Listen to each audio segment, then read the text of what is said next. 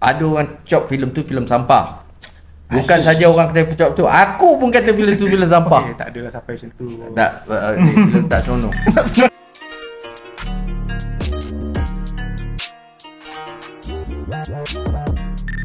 Assalamualaikum warahmatullahi wabarakatuh. Kami masak semanja. Okey. Okey, terkejut Apa khabar bang? Baik, alhamdulillah. Terima kasih. Alhamdulillah hari ni kita dapat juga Abang Aziz Zaman Osman. Dah lama kita tunggu Sebenarnya ni. kita dah lama tunggu ni, dah lama deal kan. Cuma baru abang berkesempatan lah hari ni. Bang, menariknya apa bang? Kita orang bagi teaser je dekat YouTube. Kita Topi bagi Batman. gambar topi Batman dengan spek. Kita suruh teka siapa guys kita seterusnya. Oh, ramai dapat semua teka tahu lah. betul. Ya ke? Iya. Ha. Abang Long. Abang Dong. Balung tam je lah. Okey. Okey bang, apa yang terbaru? Saya tahu Juang sekarang tengah Juang sedang ditayangkan. Alhamdulillah. Sambutan dia tidaklah orang kata meletup macam Belum Fadil 3 macam apa ni, Mak Kilau, Cerita Air Force apa kan. Tapi saya tahu filem yang macam Juang ni sebuah filem yang perlu diterbitkan. Macam mana pun dia kena ada filem yang macam tu kan. Umpama macam kalau kita makan tu kita tak boleh hari-hari nak makan sedap je kan. Benda tu boleh datang ke penyakit. Kan sekali-sekala kita nak kena makan ulam ke benda pahit-pahit benda itu, tapi bagus untuk sebenarnya bagus untuk kesihatan lah, bagus untuk minda. Dan saya yakin filem Juang ni review dia bagus, positif. Itulah saya tengok review bagus. Siapa yang berat nak tengok tapi memaksa diri tengok, mereka tidak duga mendapat satu impact yang sangat-sangat mengesankan. Diorang rasa biasa kan? Je bang kan? Diorang rasa macam biasa. Diorang rasa macam biasa tengok, tak apalah, kononnya nak tolong dan tengok. Bila tengok tu dia dapat lebih daripada expectation dia low, tapi keluar dengan satu benda yang sangat-sangat tidak diduga. Dan saya yakin filem ini lama kelamaan dia akan ditonton oleh ramai. InsyaAllah. Dia akan tonton. Cuma mungkin orang yang ialah kan pawagam sekarang ni bukannya macam pawagam dulu satu pawagam satu filem kan. Sekarang ni kita masuk ke mana TGB ke JSC ke MBO ke, dia ada 14 ke 20 hall 18 kan. Ya betul. Memang kita asalnya kita nak tengok cerita Juang kan, cerita Juang. Sekali tengok ada satu cerita Marvel pula. Cerita Marvel kan. Duit dia ada banyak ni kan. Last kali dia pergi dia compare kan. Tapi itulah yang saya tahu, ada beberapa director untuk filem ni. So kalau kita tengok tu, kita tahu tak abang bahagian yang mana abang direct? Dia ada highlightkan ke atau kita? Okey. Kalau saya tahulah yang mana saya punya. Kalau penonton? Kalau penonton saya tak tahu. Kita tak boleh baca. Kita macam ni lah. Kita kalau jadi tukang masak, kan, kita rasa sedap tapi kita tak tahu orang lain rasa macam apa yang kita rasa sedap kita tak tahu. Terserah pada. Tapi saya bersyukur atas feedback bukan saja daripada orang ramai, juga yang pengkritik yang rajin menembak orang machine gun ni kan. Saya ada tengok mana machine gun yang dia tembak tu, yang mengatakan dia tidak langsung merasakan filem ni digarap atau diarahkan oleh 5 pengarah. Kan seolah dah dia satu kan. Bagi saya ini satu perkembangan yang cukup baik, kerana dia tak banyak sikit dia menggambarkan situasi masyarakat kita macam ni lah. Kita macam ni, kita masyarakat majmuk, ada Melayu, Cina, India, Bengali kan, Iban, Bajau, macam-macam kan, lain-lain. Tapi kita bersatu hati sebagai rakyat Malaysia. Saya dengar ada punya propaganda. So 5 orang pengarah bang? 5. So macam mana nak brainstorm bagi dia tak berselisih pendapat ke? Okey. Dia macam mana pun kapten dia kena seorang. Kan? Walau kalau kita ada dalam askar tu kita ada colonel, kita ada major, kita apa, tapi general dia kena Kena seorang kena lah. seorang lah kan. Yang Pada decide. ada tak, bukan kata kita, dia bukan decide, dia akan tengok, dia akan Dia scan akan pantau. dia akan Oh, pantau kan. Jadi dalam soal ni Matt Lai lah. Matt Lai selaku chief director lah kan, chief director. Kalau nak ditranslate katanya ketua pengarah tu satu benda yang tak tepat. Kalau ketua pengarah tu lebih kepada badan kerajaan. Ketua pengarah kan. Betul pula kan. Tapi suka saya kata chief director lah. Okey. Yang mana dia akan memantau, bukan memantau mengusik orang Guide punya lah. kerja, bukan mengusik orang punya kerja. Dia tengok balance ke tidak. Kan kerja cara kerja tu balance ke tidak. Dia tune aja lah, Jadi yang itu dia sentiasa tengok, dia sentiasa berada di belakang kami, berada di belakang saya, belakang Datuk Yusri, belakang Usman Ali, belakang Kabir Batiar kan, untuk nak tengok supaya sebagai sebuah filem yang orang kata yang tidak nampak continuity dia atau kesinambungan lalu, dia akan memastikan, dia akan beritahu okey, dalam adegan ini berletak ke tengah-tengah, dia punya pasal walaupun dia mempunyai 5 cerita yang berlainan, tetapi bukan cerita ni kata cerita A yang diarahkan oleh Kabir Batiar. Dah habis selesai Osman Ali pula, habis selesai Datuk Yusri, habis selesai saya. Dia tak ada. Dia masing-masing Ambil ada bahagian dia. disatukan. Dia disulam lah. Dianyam demikian rupa yang mana permulaan dia hampir sama, ialah kita menghadap karakter yang diserahkan kepada pengarah mempunyai konflik kan, konflik, lepas tu perjalanan dia yang sampai konflik itu menjadi satu benda yang sangat merumitkan dia, dan akhir sekali harapan. Jadi flow dia sama bagi 3 cerita, cuma premis dia berlainan. Okey, faham. Kan.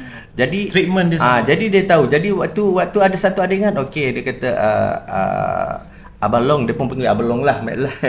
Ni Abang Long, yang ini kita akan montage untuk scene polis dan apa, jadikan satu montage sequence. Jadi kita tahulah benda tu montage. Kan? Tapi itulah, alhamdulillah bila dicantum, disulam gitu kan, kita layan sampai saya sendiri lupa, aku yang mengarah cerita ni. Abang boleh lupa? Saya tu lupa. Punyalah dia nampak selari. Saya lupa. Dia tak cacar marba. Nak tahu saya lupa atau tidak? Saya tengok, saya 2 kali menangis. Saya tengok 2 kali. Padahal abang yang direct tu. Saya direct, kemudian tu dimasukkan pula dengan pengarah-pengarah lain. Jadi kita terlupa lah kan. Kalau totally kita yang mengarah, memang kita tahulah lepas ni apa dia. Ni kita tak expect lepas sequence kita scene ini dimasukkan scene orang lain. Jadi kita layan, ya kan. Banyak pula cerita aku pula. Memang kita tunggu macam tu bang. Bang, Dia tak sampai nak throwback tu bang. Saya tengok muka dia tu. macam tahu je. Okey, saya ni pakar throwback bang. Pakai throwback. Terbaik. Okey, kita throwback jauh sikit bang. Tak ada, nanti hidup dan dunia ni sebenarnya bagus kalau kita move on. Throwback ni dia Tak macam apalah, tak ada bang. kehidupan. Dia throwback insan yang besar. Dia tak nak tahu cerita yang lama-lama. Kita sikit throwback kan. sikit untuk menganjakkan kita lebih ke depan. bagus. Yes. Pandai tak? Okey, bang. Aku layan ni. Okey bang, dulu masa sekolah umur abang 14 tahun, abang berlakon. Kan, start berlakon. Tu dorongan siapa bang? Siapa yang suruh abang Dia berlakon, 14 tahun tu apabila bukan first time filem tak, sebenarnya ialah semua ramai yang tahu saya ni anak raja. Pasal bapak saya dikenali sebagai Raja Pok Yeye. Kan? Jadi memang dilahirkan dalam golongan orang seni lah. Bapak saya pernah bekerja di bawah Tan Sri P. Ramlee sebagai proofreader. Proofreader majalah gelanggang filem, kan? Jadi pernahlah juga menjadi orang kata extra dalam filem-filem Jalan Ampas. Kalau kita tengok kalau kita tengok filem Cucu Datuk Merah arahan M. Amin, bapa saya jadi anak raja. Tu bapa saya kan. Kemudian tu filem Merdeka, filem cerita anak manja, ada 2-3 filem lah Merdeka tu. Salah satu filem tu tahun 63. Saya berumur 6 bulan dah pun didedahkan jadi anak kepada Bukan Esra. Bukan. Ada Utama. watak. Ada Anak watak. anak kepada seniman Mustafa Ma'ruf, Masniwati sama Ahmad. Ada gambar saya didokong itu, mak dara tengah tu, mak dara. Ya. Ibu mertua aku kan ada gambar tu. Dia berwatak lah anak hero dengan Yalah, heroine lah kan. Bermasuk umur 6 bulan dah start bang. 6 bulan dah. Jadi pendedahan tu daripada kecil dah ada lah, daripada tingkat orang tua lah. Cuma betul-betul serius apabila pada tahun 75 adalah iklan dan surat khabar Merdeka Filem nak menerbitkan sebuah filem dengan menggunakan bakat kanak-kanak berjudul Sayang Anakku Sayang. Jadi bapak saya lah angkut dah cubalah kita macam balik buah dadu lah, kena tak kena so tak apalah kan. Jadi dalam pada 5 beradik tu 4 dapat watak tu kan. Saya Azihan, saya Azihan, adik-adik aku, adik-adik kau. Okay. Sabar. Teruja. Saya Azihan, Rozana, Zulkifli. Ini ikut rank lah. Ikut rank. Okay. Jadi seorang lagi patut Suzana ni tak dapat tu mungkin pasal dia dengan Azihan dia akan lebih kurang sama muka. Jadi watak Zul ni adalah watak saya ketika masih kecil waktu dalam kampung. Begitu juga Rozana ni watak muda, itu kan watak muda. Jadi kan. Jadi dalam filem tu lah kita adik-beradik di expose kat situ, dan alhamdulillah pada tahun 76 filem tu ditayangkan di Pawagam, dan tahun 76 tu saya umur 13 tahun. 13 tahun 14 tahun lah.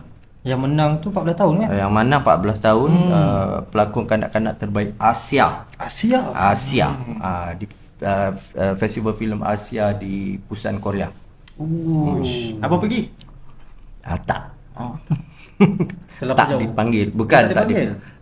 Tak tahu kita tak cari. tahu pun tercalon menang, tahu dapat call.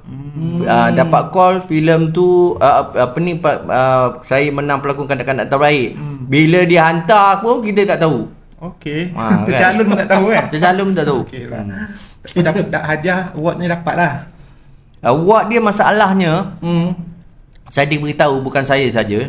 Begitu juga dengan award daripada Tan Sri P. Ramlee dan juga pengarah-pengarah daripada Shaw Brothers yang bekerja Shaw Brothers, semua disimpan di Hong Kong. Jadi award tu Shaw Brothers simpan ada dekat Hong Kong. Okey bang, lepas benda-benda tu abang ada berlakon lagi? Ke menghilang ke? Saya betul punya flashback Sikit-sikit lah. Adalah sikit berlakon untuk drama. Saya menjadi pelakon kanak-kanak untuk drama, watak-watak kanak-kanak waktu remaja kan. Dua kali saya menang pelakon kanak-kanak terbaik untuk drama pula. Drama kan? pula. Jadi untuk pelakon radio. Jadi bila remaja sikit pada tahun awal 80-an tu ada sebuah drama popular berjudul siri Opah. Opah tu saya pegang pelakon jadi remaja yang nama dia Bakar, yang dipanggil Burn kan, nama gelaran Burn kat situ. Itu waktu tu jadi lama pelakon juga abang kan? idaman remaja lah. Lama tak lama adalah 3 tahun lah. 3 tahun lepas tu saya nak fokuskan kepada apa yang saya minat, iaitu berada di belakang kamera. Directing. Saya benda tu di take over oleh orang lain lah. Itulah yang saya sangat nak tahu bang. First movie abang fenomenal kan?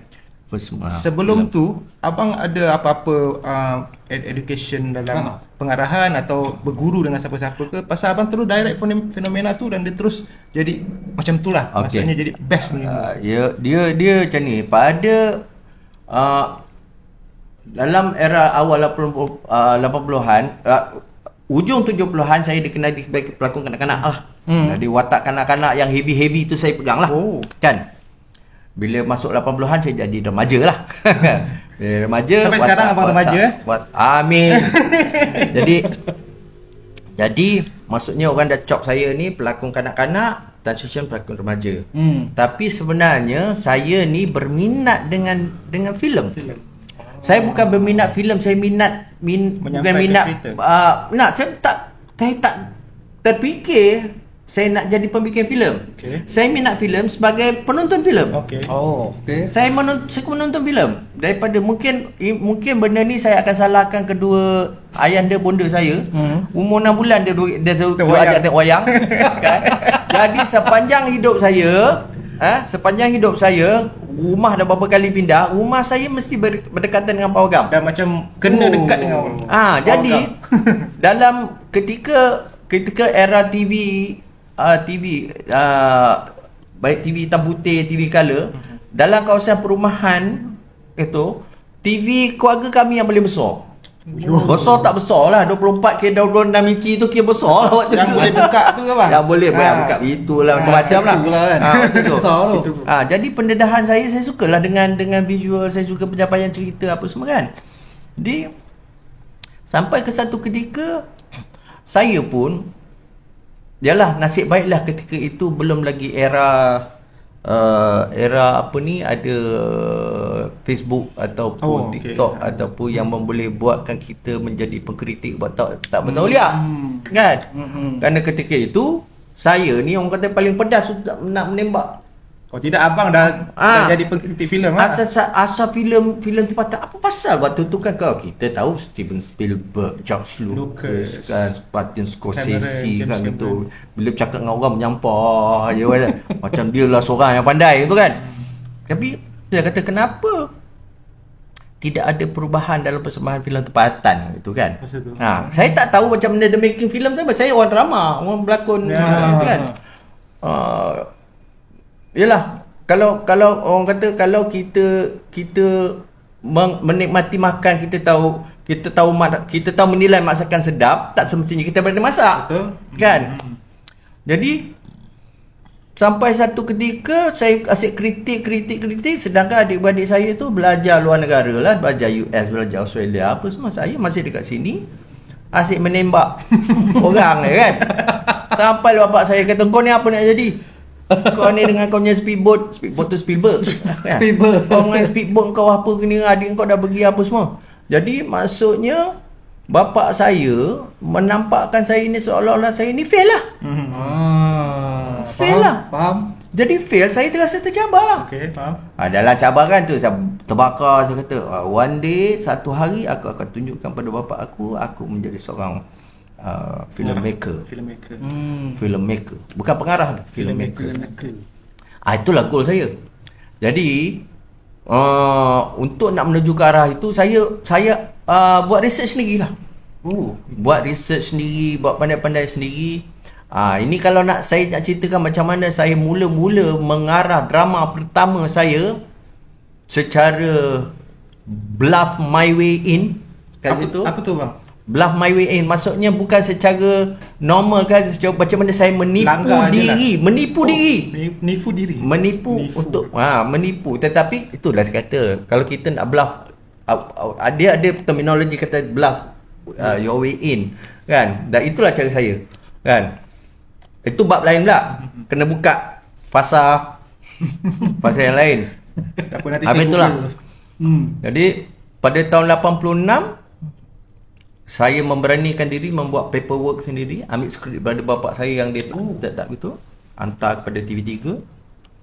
Drama tu lulus skripnya, yang dikatakan akan diarahkan oleh bapak saya.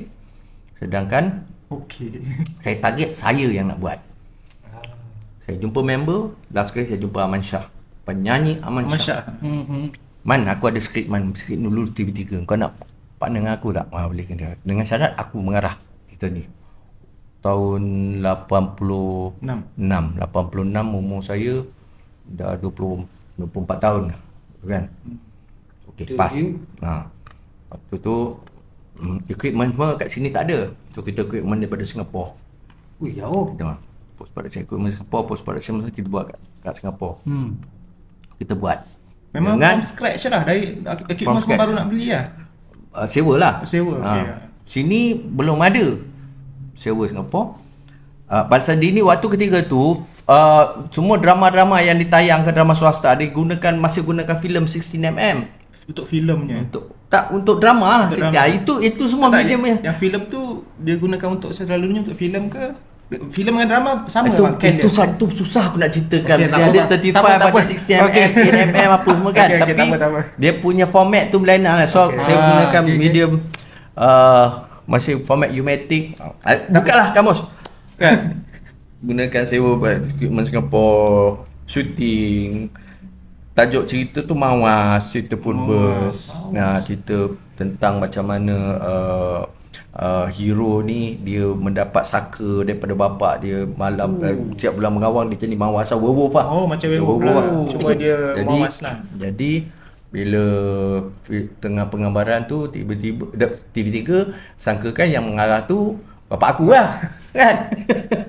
Kali dia datang spot check kau. Spot check Spot check. Datang spot check. Where's your father? Kata terus sedang lah sampai bila kita nak sembunyi kan. Yalah. So actually arwah Datuk Syed Alwi lah waktu tu ada. Actually drama ni saya yang mengarah. Dia diam. Dia diam tengok. Aku dah kejung lah. Darah tak ada lah. Dalam dia syuting aku buat kerja lah. Buat kerja syuting selamba je. Dia tengok aja. Dah sekali dah lepas beberapa minit tu dia balik. Dia kata by the way nice set yang bagus. Aku tak tahu apa makna tu. Kan set dia bagus dia pilih aku pun tak tahu kan. Dia balik. Kita tengok Aman Shah, tengok yang lain lah, perjuangan mesti diteruskan. Pelakon waktu tu kan jalan-jalan. Sinwati Nomadia, Kuswadinata, Mansha, ada gitu lah, arwah Latif Bogeba, apa semua kan. Jadi okey, nak dipendekkan cerita yang tak berapa panjang, edit cerita tu hantar dekat TV3. Siap lah. Yang penting cerita tu siap. Kan? Bila cerita tu siap, sekali cerita tu dipilih untuk tayangan khas untuk slot. Ni boleh sebut Boleh, jenama Boleh. Dunhill Blockbuster. Ketika itu itu setiap filem tahun ada slot Dunhill Blockbuster yang menayangkan itu yang ditaja oleh Dunhill tu lah, menayangkan filem-filem blockbuster Hollywood lah, tak kira Hollywood ke daripada apa ni Mumbai ke kan, Bollywood ke, masuk, tetapi dia masukkan filem Mawas ini ke dalam slot tu. Iktirafan. Ada saya dekat IG saya letakkan tu tahun 87 Hari Raya. Hari Raya pula tu. Hari Raya. Dia prime time lah. Prime time dalam slot yang mahal dekat situ. Maka tu terceliklah mata orang. Aziz Sam Osman ini selain daripada jadi pelakon kanak-kanak dan remaja, dia juga boleh jadi pengarah. Jadi pada era orang tahu filem saya pertama saya pada tahun 1990 Fenomena. Tetapi daripada tahun 86 sampai ke tahun 89 itu dah banyak saya buat drama. Yang drama orang kata drama, kalau orang kata sekarang ni drama yang melanggar semua lah, out of the box lah kan.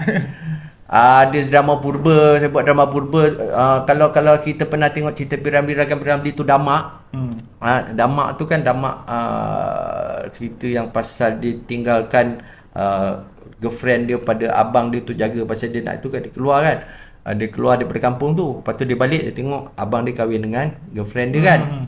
So saya disurahkan buat drama betul scriptwriter oleh Allahyarham Zee Mahmud kan, yang juga producer saya.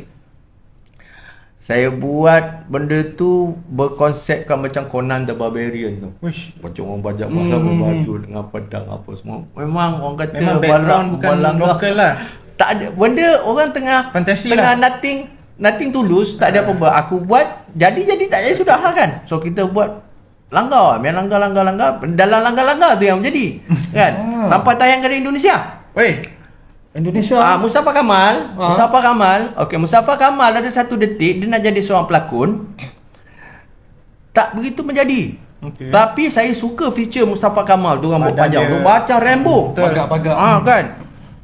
Dia nak balik Kelantan. Kata, kau panggil Mustafa Kamal datang sini, aku nak dia berlakon jadi apa semua. Pasal muka dia feature dia Rambo, kan? Rambo jadi Malaysia.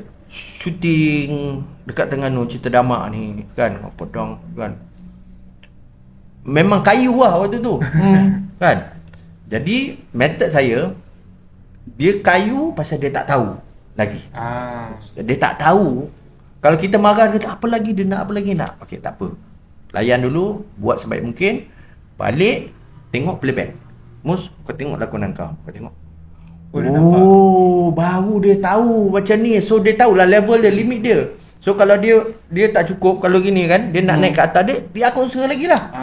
Itu yang membuat dia improve. Sampailah dia itu daripada Damak tu dia dipanggil berlakon. Dia jemput berlakon untuk filem Indonesia. Adalah 2-3 gambar Indonesia dia berlakon kat situ kan. Jadi itu yang membuatkan saya aku kata letakkan trademark saya sebagai pengarah yang di luar kotak lah. Kan? Jadi dah orang kata setiap drama Azim Osman tu ada kelainan-kelainan. Pernah saya buat satu drama sci-fi berjudul Alina, mengenai seorang banduan yang diletakkan di dalam sebuah planet.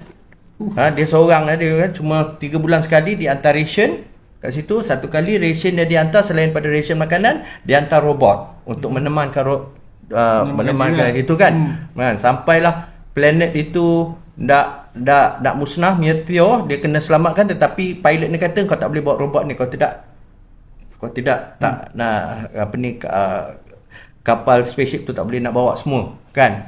Dilakonkan oleh M. Nasir. Ada buat homework. Kita kejutkan saya tahu. Kadang ada buat homework.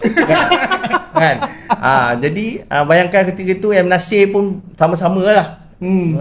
Tak bang, sebenarnya sorry kacau. Saya macam masa kecil, saya macam ada memori tau tengok cerita ni. Tapi saya macam betul ke pernah ada cerita macam ni kan? Macam tak logik lah Malaysia ada cerita macam ni. Ada.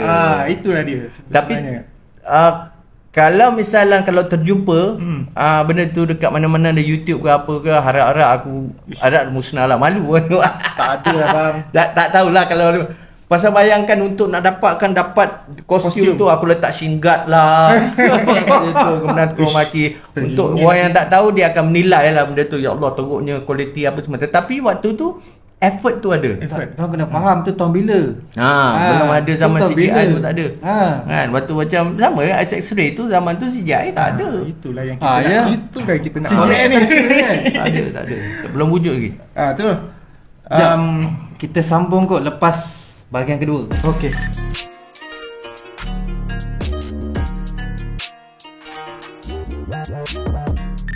Okey, bila kita sebut je nama Aziz M. Osman, nama Access Ray tu memang kita tak boleh nak pisahkan lah.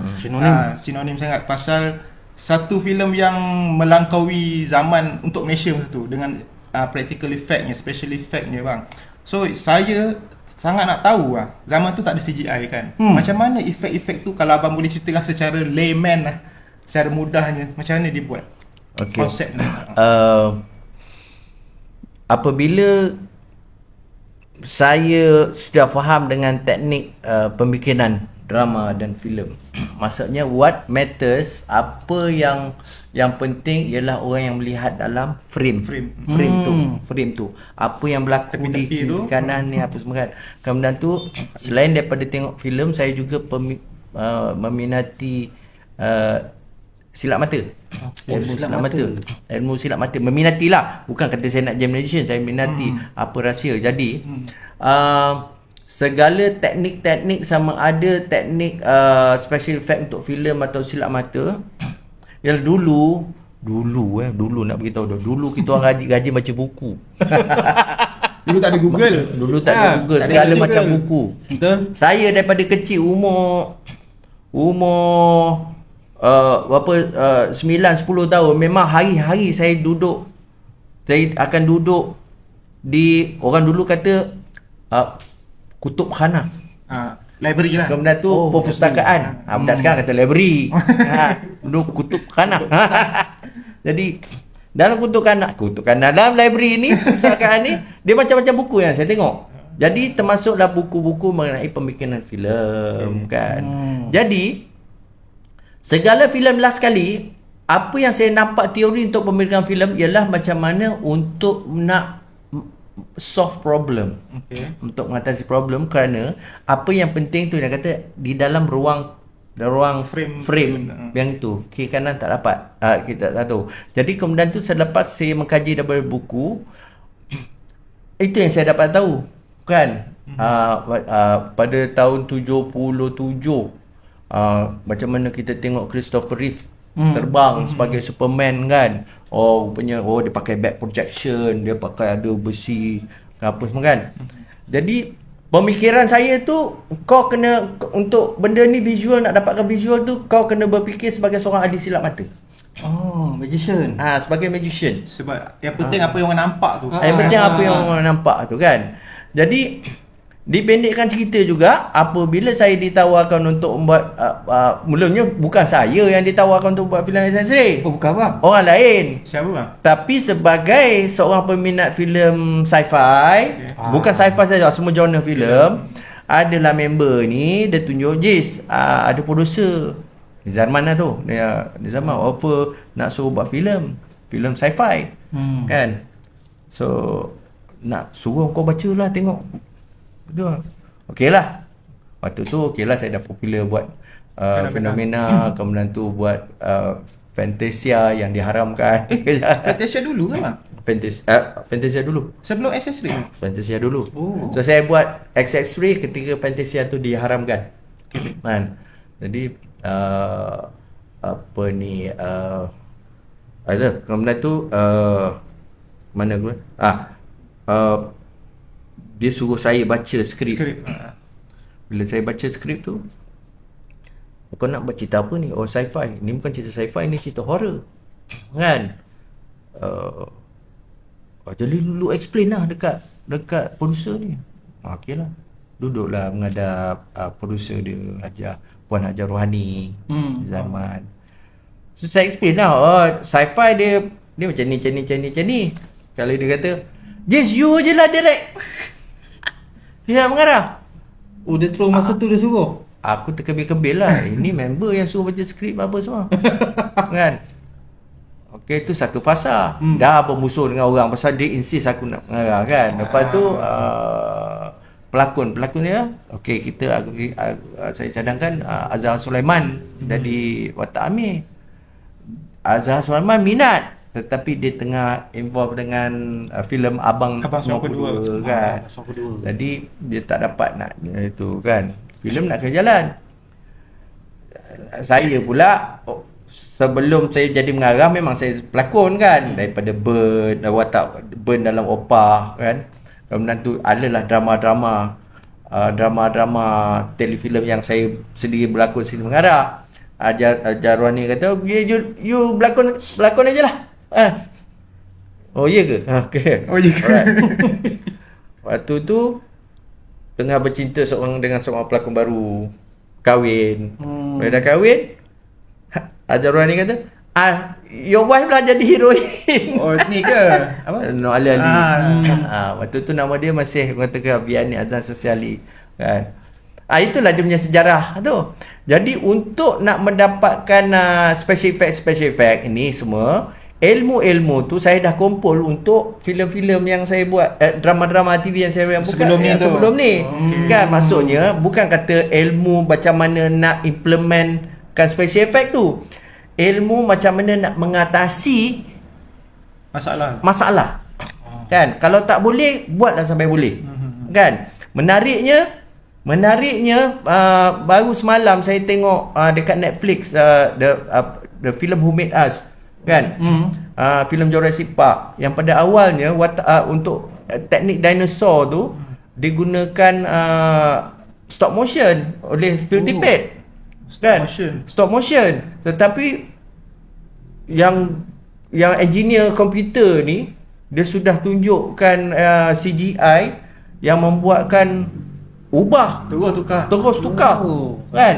Kau tidak pakai stop motion lagi. Stop motion. Jadi maksudnya elemen dalam pembikinan filem tu, dia akan ada juga elemen nak solve problem kan. Jadi sepanjang nak buat X-ray ni ada trial and error lah. Jadi dalam soal ni saya tahu di Hong Kong ada pakar buat optical. Kita tak panggil CGI, kita panggil optical effect. Optical effect. Optical effect. Benda ni everything guna manually, guna gini. Dan sebelum tu pun untuk Fantasia pun ada ada kita dah berhubung dengan special effect ni, nama dia Jackie Tang. Jackie Tang ni pernah handle filem Jackie Chan, filem Stephen Chow kan. Jadi dengan dia lah. Jadi dia yang ajar aku untuk nak dapatkan macam mana Invisible, kau kena shooting macam ni. Dia arahan daripada Hong Kong. Dia ajar teknik nak shoot tu kan. Teknik nak shoot. So balik kat situ, itu yang saya shoot mengikut pada arahan dia. Tetapi still benda tu trial and error. Yalah, kalau salah salah memang itulah. Tapi nasib baik okey lah. Alhamdulillah dengan kita punya amalan kita daripada itu ialah kita solve problem, kita gunakan logik. Kita gunakan logik kan gitu. Itu yang kita akhirnya dapat atasi lah. Dah tahu konsep dia macam mana. The whole konsep tu itulah solve the problem. Kan? Kita berpegang kepada dialog P. Ramlee lah. Kan? Waktu P. Ramlee cerita Sinema Bujang Lapuk kan, yang dia ajak Saloma jumpa bawa buku. Saloma kata tengoklah kan. Kalau tak boleh pun buatlah sampai boleh. Bikin sampai boleh. Maknanya efek tu dia buat atas filem tu sendiri. Buat atas filem tu sendiri. Dia ada optical effect. Optical effect tu maksudnya kita shoot, kemudian tu adalah yang berlapis-lapis itu macam itu animation jugalah dia macam animation juga. Ada background ada animation yang diuruskan itu, dan juga ada ada camera trick. Camera trick misalnya macam shot macam mana dekat restoran McDonald tu kan, macam mana air tu bergerak tu kan, tu kan. Betul kan? Itu kita guna camera track tu, bawah tu ada tiup. Tiup. Silap mata lah. Saya baru Yalah, silap mata. Kita tengok kan masa tu macam mana air tu boleh berkurang kan. Kan. Guna tiup. Terbongkar akhirnya.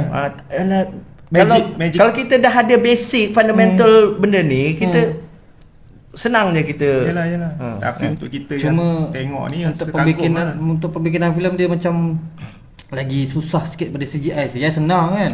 CGI kau ambil kau senang kan. Yalah, benda ni Tak, maksudnya dari segi usaha kan? Usahalah dulu kita orang filmmaker ni, kita itu saya bukan nak katalah, saya agak berbangga saya saya muncul di dalam era generasi dengan kawan-kawan tu, generasi yang kami sentiasa berinovasi. Kita mengatasi masalah. Benda yang tak ada kita buat, kita cari kan. Dari masalah tu yang ada teknologi, dapat teknologi baru semua. Itu agak saya terkilan lah. Sekarang je lah yang saya nampak. Kalau tak ada barang, dia tak boleh nak buat. Dia jam. Dia jam terus. Dia jam kan.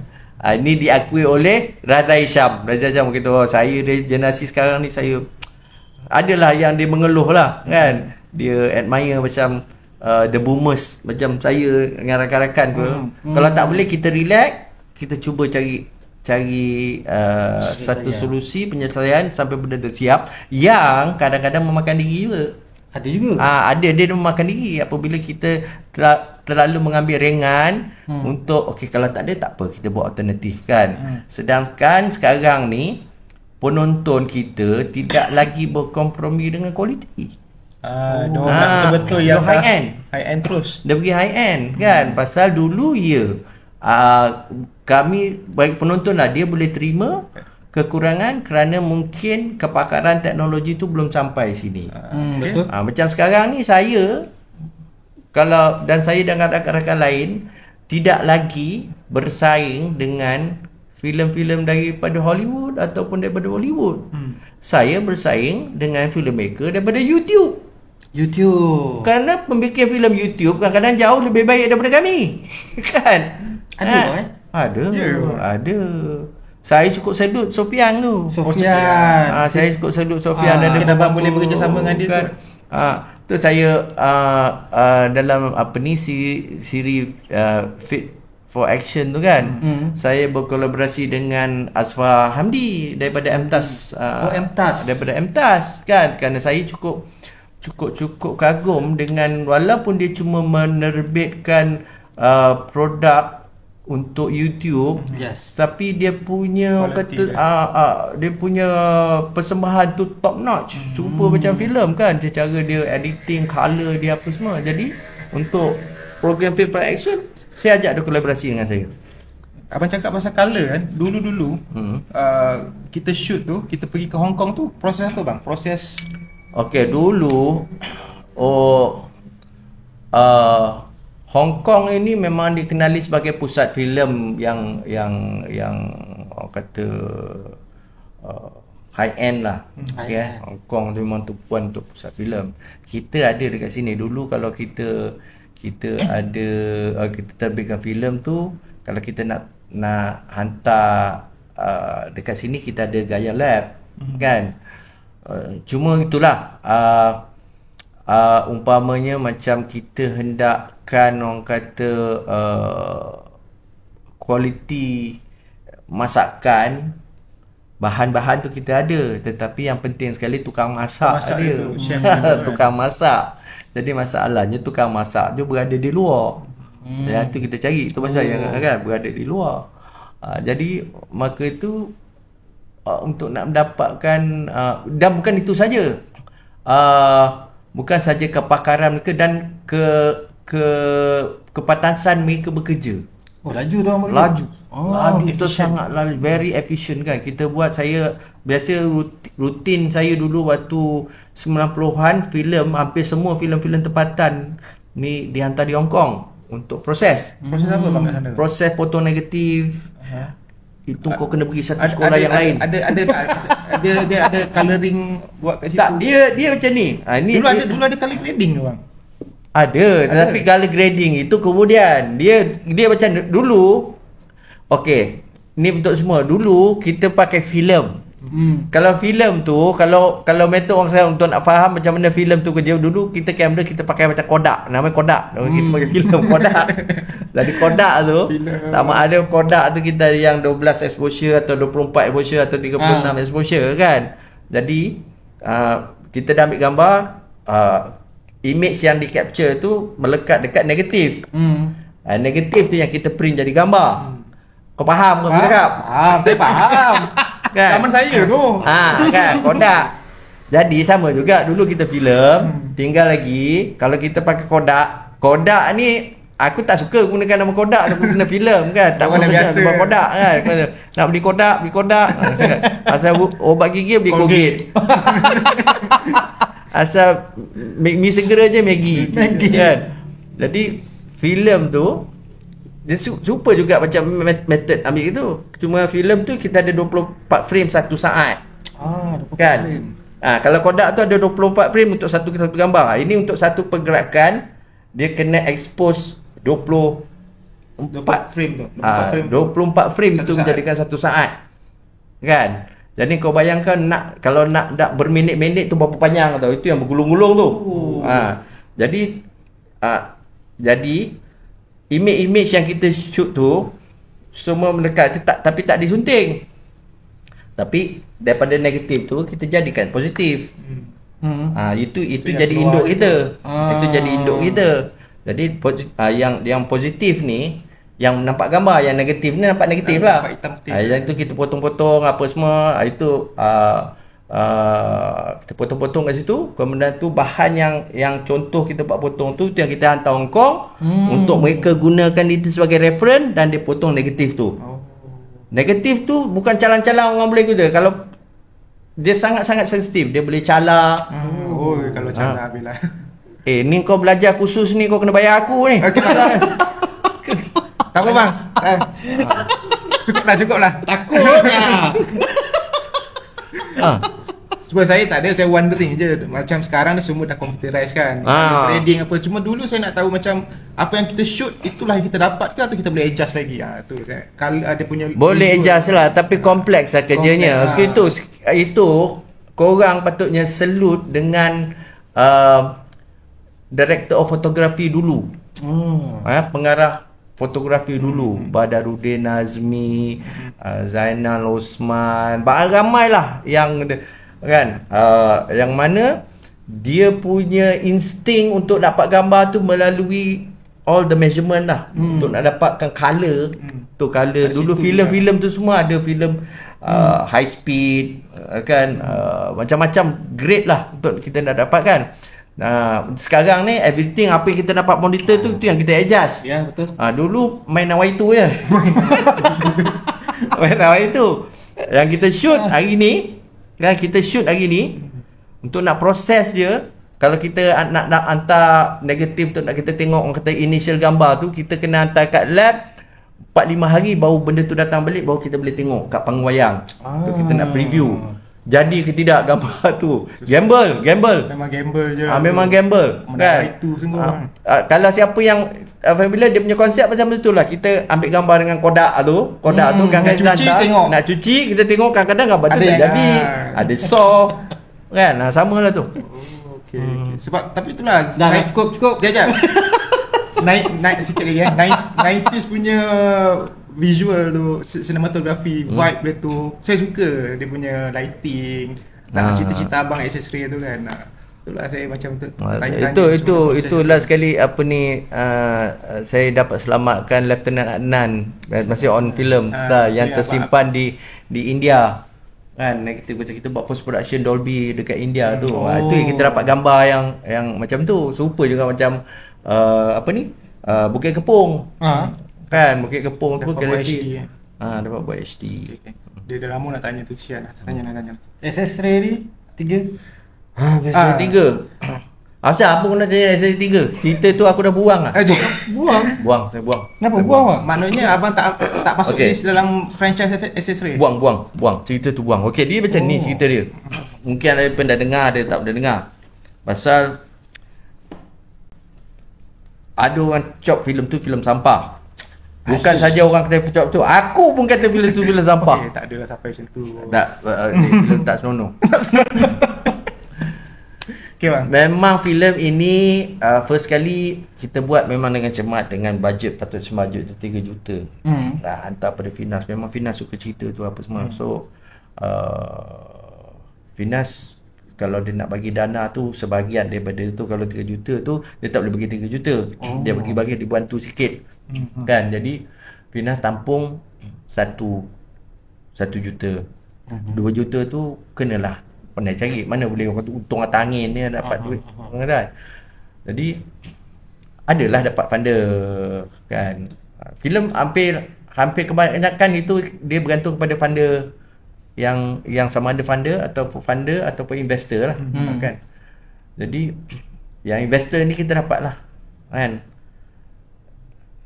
Cuma gatalnya investor aku ni dia pergi calonkan diri dia sebagai ahli untuk calon dalam PRU 14. Politik pula. Calon bebas. Tak kisahlah dia kata-kata memang orang kaya ni orang politik semua kan. Tak kisah sebenarnya. Masalahnya dia kalah. Bila dia kalah, duit dah habis. Abang Aziz, duit aku sudah habis gitu. Cara aku cakap tu pandai-pandai lah, dia orang mana kan. Sudah habis ni. Jadi aku tak jadi nak bantu kau gini. Habis aku kata macam mana ni? Bunyi macam Boni macam. Habis macam mana ni?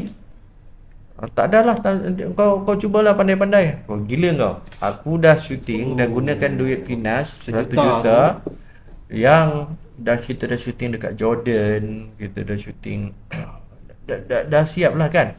Dan bajet 2 juta tu untuk proses CGI kan, dengan bayar artis post production semua kan.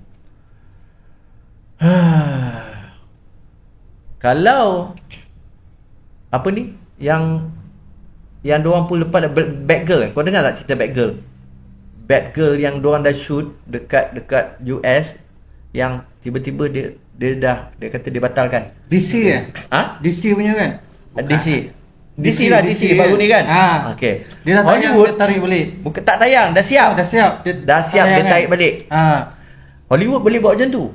Dia tengok filem ni tak boleh jalan, walaupun filem tu dah siap. Kalau cerita Back to the Future, dia dah shoot 6 bulan dengan Eric Stoltz sebagai Marty McFly. Dia tengok tak sesuai apa semua, dia tukar. Tu dia masukkan Michael J. Fox kan. Dia boleh buat. Aku tak boleh nak buat. Pasal bajet bajet yang diberikan oleh Finas. Finas adalah duit rakyat. Aku nak kena habiskan duit rakyat. Aku tak boleh kata Produk nak oh, kena produk siap. betul tak boleh jatah Adi. Tak boleh. Kau dah habis duit orang, macam mana kau tak boleh siapkan? Mau atau tidak, aku kena siapkan. Jadi kau bayangkanlah, semua kena buat solve problem lah. Itu yang kata makanlah solve problem lah. Jadi CGI dah suruh lah kawan ni buat, aku buat sikit apa. Kita bukan ahli dalam buat tu, kita buat.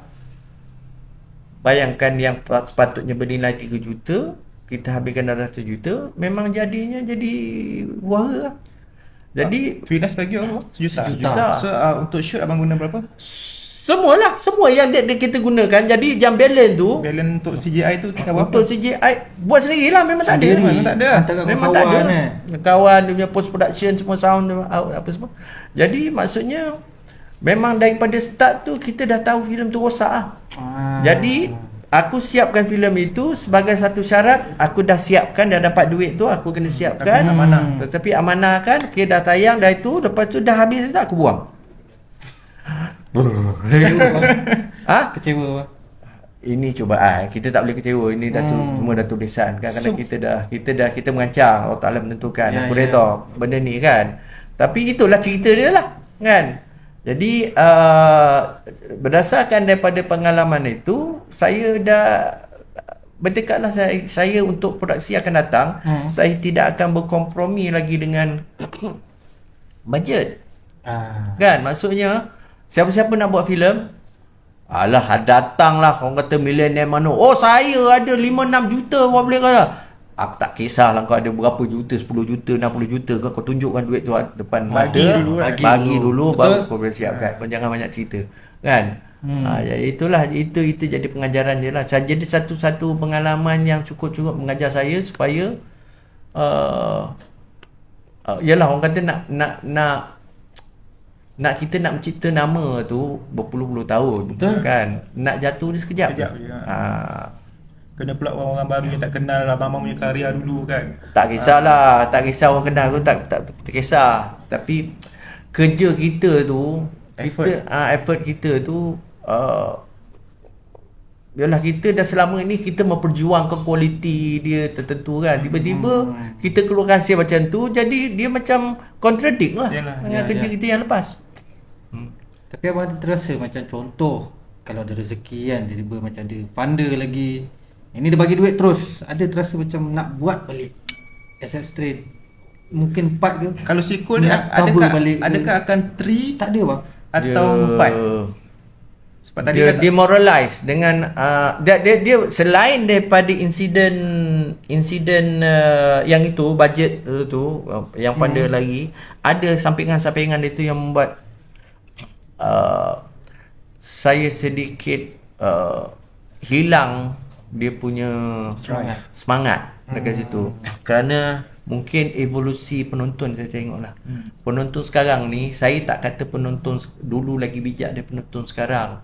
Penonton sekarang ini dia dah didedahkan dengan berbagai-bagai material kan. Bagi saya sebenarnya satu benda yang sangat-sangat baik sebenarnya kalau kita pandang dari sudut positif, kerana segala ilmu kita boleh dapat di dalam hujung jari kita. Betul. Macam-macam ilmu, sama ada kita nak jadi nak dapatkan ilmu yang baik atau yang jahat, kita boleh dapat di hujung jari.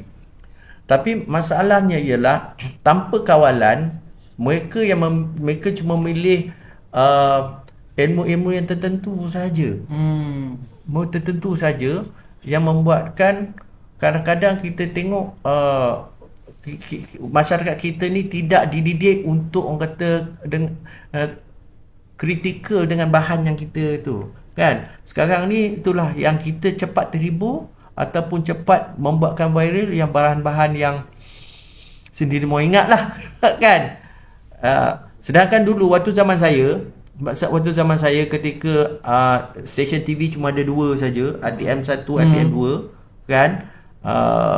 Yang tayang daripada pukul 5 sampai pukul 12 yang menyiarkan bermacam-macam program kan, filem rencana dulu, rencana kita tak boleh dokumentari, rencana, warta berita, sitcom dan semua kita tengok. Jadi macam-macam ilmu kita masuk dalam ni kan. Itu yang saya boleh berbaca macam cerita, bukan kata saya kata pasal benda tu saya tahu bermacam-macam. Sekarang ni ilmu tu ada bermacam-macam kat sini, tetapi kita pilih mana kita nak, mana yang kita nak. Dan kadang-kadang kita pilih benda yang biadab, betul, yang bodoh-bodoh. Bukan yang bodoh, yang bodoh-bodoh kan.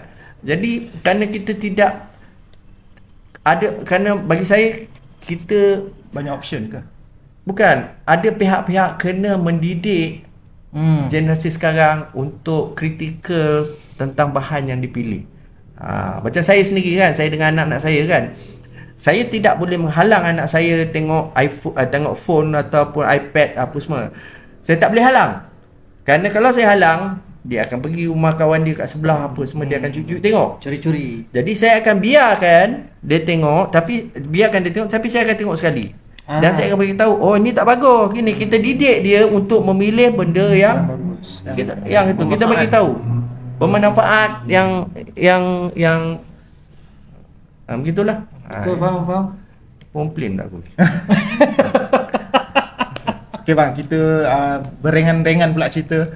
Kau ada lagi tak? Nak tanya pasal fantasi? Tak, nanti lu nak tanya pasal helmet accessory tu. Siapa yang design bang maksudnya? Bapak saya. Dia memang buat prop bang kan masa tu. Dia kan? memang ingat dah. Saya memang waktu saya kecil-kecil dululah, waktu sekolah rendah dulu. Bapa saya ni memang dia mempunyai bakat ringan tangan tu betul kan, dia keras tangan lah kan, keras tangan kan.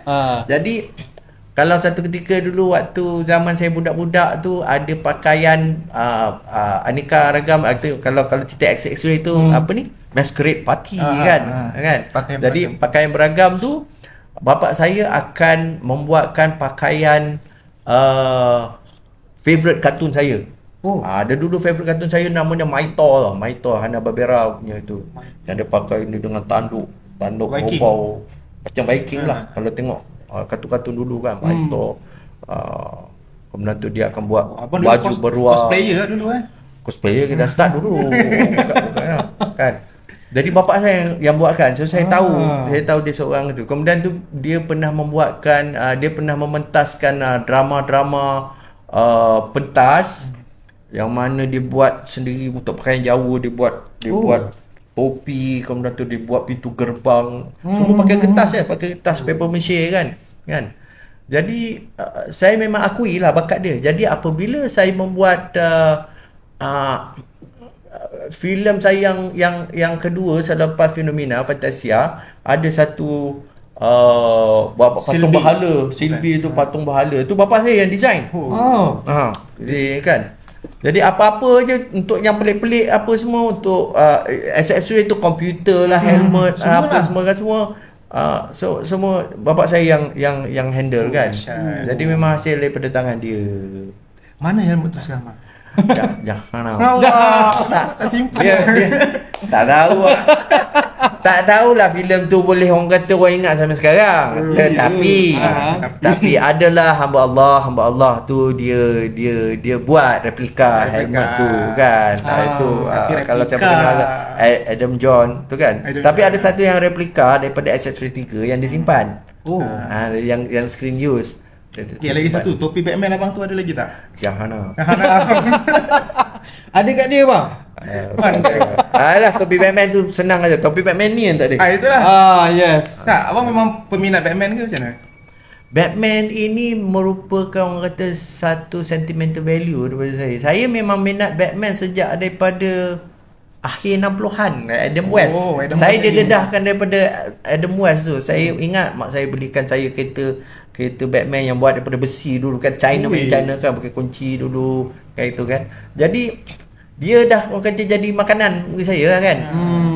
Kemudian tu apabila Tim Burton memang pengarah favourite saya di era 80-an.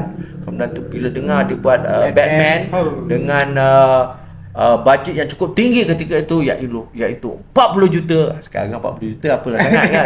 40 juta kira paling tinggi kat tu kan. Mesti hebat. Bila keluar panggung memang dia menjadi, orang kata, filem tu legend lah kan.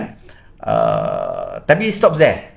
Maksudnya selepas Tim Burton punya, saya tak mengikuti. Saya cuma terhibur lah tengok. Tetapi saya punya cult yang saya follow Adam West sama Tim Burton. So Michael Keaton adalah Batman paling favourite abang lah.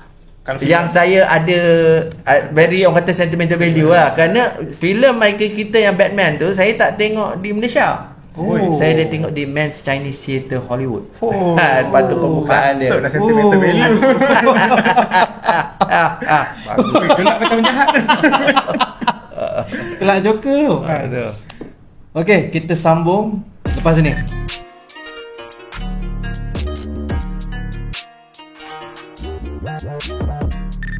Filem fantasi. Dia keluar sepatutnya nak buku nama fantasi kan? Fantasia. Tapi kau nak letak Fantasia tapi tak Bukan lepas, nak kan? letak. Nama tu Memang filem yang kita dah siapkan itu berjudul Fantasia. Aha. Kemudian tu Fantasia tu sebuah filem yang diharamkan, bukan ada potongan. Dia ada jenis filem, contohnya macam filem Thor apa ni, yang Love and Thunder tu kan. Sebenarnya filem tu dah diluluskan dengan potongan. Bukan filem tu diharamkan. Kan, begitu juga dengan apa ni, Buzz Lightyear yang kartun tu kan. Dia lulus dengan potongan. Tu biasa sebenarnya, lulus dengan potongan. Jadi haram Cuma terus. Disney tu dia Tak nak dia ikut degil, lah. dia tak nak ikut. Dia tetap nak mentegakkan dia punya pegangan. Fantasia ni memang kena haram terus. Fantasia ni kena haram terus kerana the whole concept dia sebagai sebuah filem yang dikatakan tahyul. Bukan tahyul lah, melanggar akidah. Melanggar melanggar terus. Bukan kata melanggar akidah apa ni, cerita pasal terkeluar agama ke tidak. Kalau aku cerita sekarang pun orang pun kata kan. Dia cerita dia melanggar akidah kononnya. Okey, biasa cerita hantu sekarang ni ialah mengenai orang mati, roh dia balik rumah. Kan, orang mati, roh dia balik rumah. Saya ulangi, orang mati, roh dia balik rumah. Kenapa kat sini? Sama juga, dia mati, roh dia balik rumah. Tapi dulu dia mengharapkan kerana dikatakan urusan roh ini adalah urusan Allah.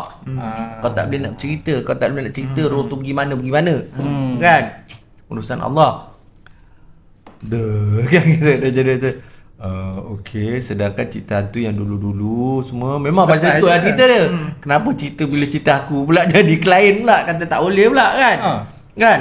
Sama je konsep dia. Kan? Jadi nasib dia lah tak kena. Jadi tak boleh lah dia gunakan nama Fantasia kerana Fantasia tu, filem tu dah diharamkan.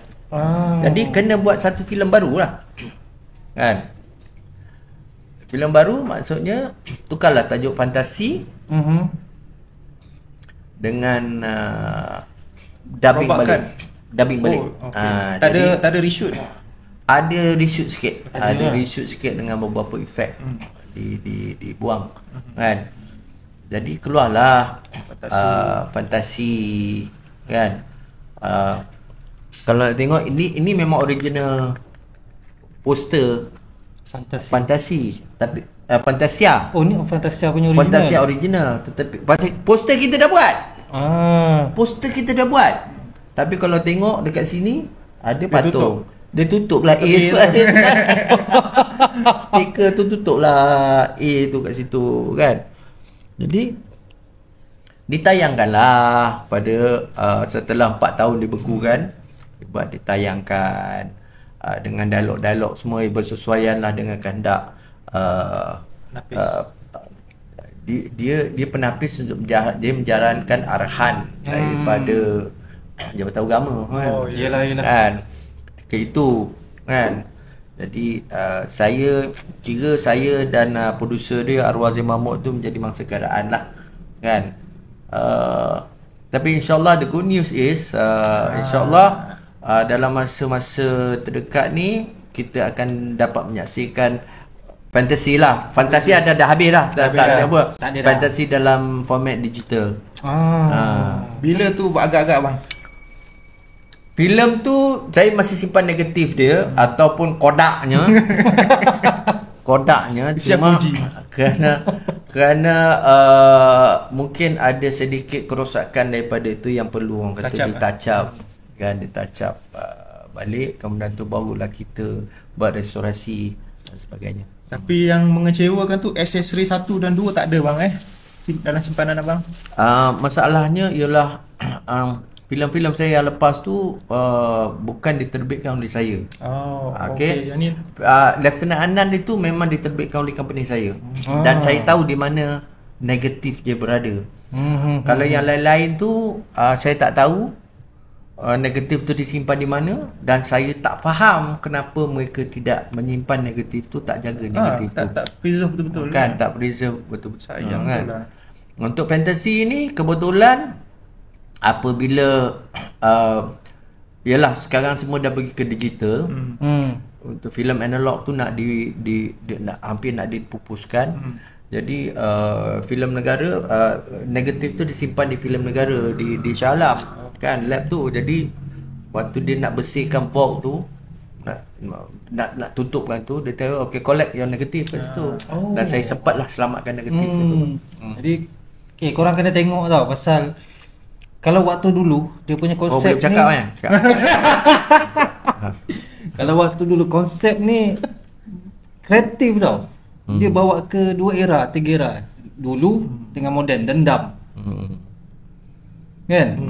So korang kena Itulah, tengok. bila Abang Aziz punya filem dia memang Lain selalu benda lain. dia ada genre pun abang boleh main tukar-tukar. Abang boleh buat love story, abang boleh buat komedi, semua abang boleh paku lah genre-genre ni. Saya macam ni, saya kata saya sebenarnya tidak ada cita-cita nak jadi filmmaker sebenarnya, director. Saya minat filem, saya minat menonton. Menonton. Nonton filem, saya minat cerita. Kan? Jadi apabila transisi saya menjadi pengarah, saya nak jadi pencerita. Saya bukan kata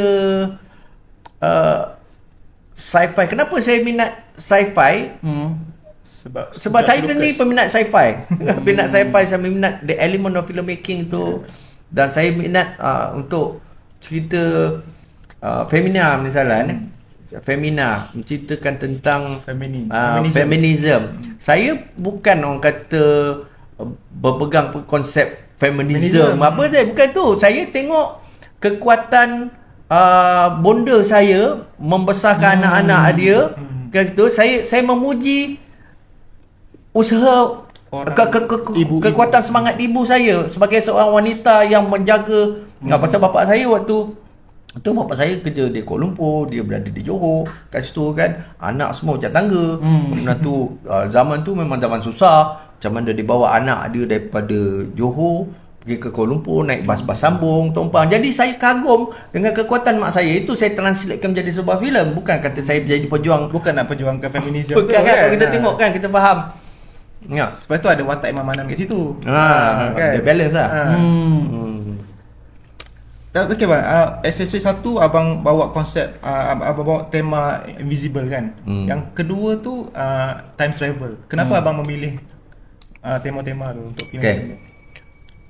Ini kalau orang putih punya orang kata terminologi tu definitely ialah driver lah. Driver tu maksudnya apa yang memandu. Okey, senang cerita macam ni. X-ray ini dicetuskan daripada sesuatu yang naskah yang saya dapat. Jadi saya convertkan menjadi naskah yang menghiburkan. Kan? Menghiburkan. Saya sedar ketika itu, saya tahu risikonya menerbitkan sebuah menggarapkan sebuah filem bergenrekan sci-fi yang belum tentu ada penonton dia. Tak tahu. Betul. Jadi apa yang saya lakukan ialah, engkau nak buat filem yang benda ni berisiko, engkau kena ada elemen entertainment yang cukup tinggi. Okey. Yang saya nampak similarity kepada filem Mat Kilau sebenarnya. Apa tu bang? entertainment value. Oh, okey. Entertainment value Mak Kilau tu tinggi. cukup tinggi. Betul. Okay. Jadi kalau misalnya ada lambakan filem yang cuba nak buat copy paste daripada Mak Kilau, kalau tidak dapat menyamai entertainment value seperti Mak Kilau, dia akan fail. Tak jadi. Dia akan fail. Setuju. Kan? Jadi apabila filem XX3 ditayangkan dan mendapat sambutan kat situ, jadi kesedaran saya kata, okey, kau dah boleh terima filem bergenre macam ni, dapat sambutan. Saya drivekan minat saya towards elemen sejarah. Yang itu kan, tu kata driver elemen saya. Sekarang senjata saya dah ada, orang dah tahu saya boleh buat sci-fi. Jadi dengan minat saya, untuk yang mula-mula tu memang kita tengok, saya kata alhamdulillah lah kan dengan method story tapi sebenarnya story dia tak ada sebenarnya untuk XX-Ray 2 tu.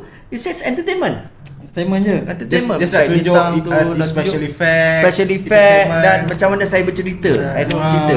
Dari segi story saya lebih minat pada XX-Ray 2. Betul bang, saya pun. Kan? Elemen dia pergi kepada sejarah. Kalau kita tengok memang detail apa yang saya buat bila once dia masuk ke sejarah Sultan apa saya dengan Sultan kan waktu dia masuk masuk istana, kemudian tu macam mana Hang Tuah bersilat di atas dulang tu ada itu semua ikut sejarah. Kemudian tu istana Maligai dibina setelah istana lama terbakar. Kenapa dia terbakar itu saya kata dia terbakar pasalnya Sri Bayu bergaduh dengan Hang Tuah dalam tu kan elemen tu punca dia.